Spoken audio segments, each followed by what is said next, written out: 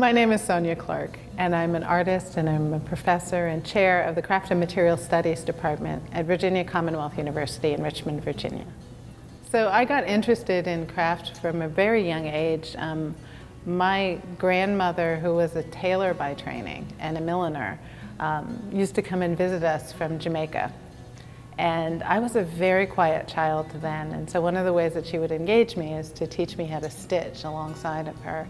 And she would say she'd sort of bribe me a little bit. She'd say, you know, I'll tell you stories about my childhood, and as long as you'll sit with me and stitch with me.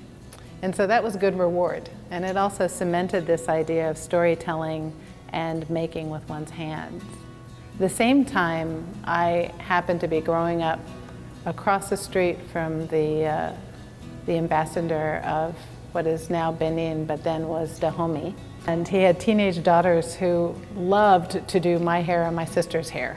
So those two things were happening simultaneously. My grandmother was teaching me how to stitch, and I was also getting my hair done by these amazing teenagers who would give me these elaborate hairstyles. So from a very young age, craft and textiles and hairdressing got cemented and deeply embedded in the things that interested me.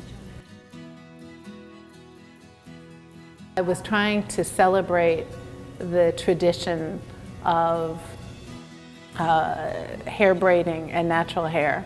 I've always thought of hairdressers as being artists.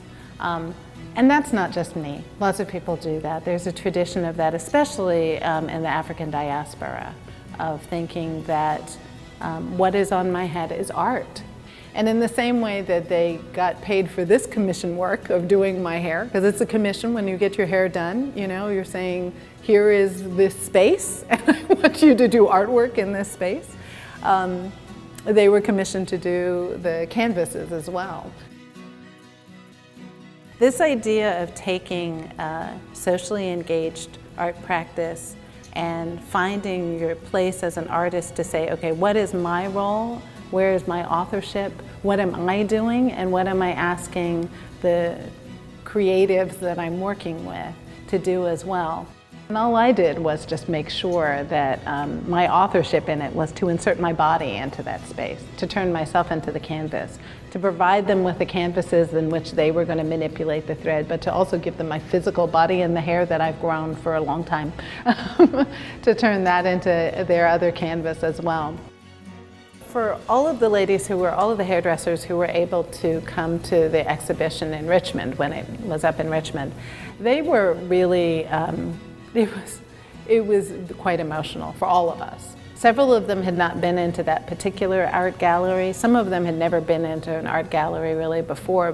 Many of them had never shown in an art gallery. So it was something else for them to see their own work through a different lens, through the lens of being artists as well. And it was very easy to celebrate them as artists because it's clearly art.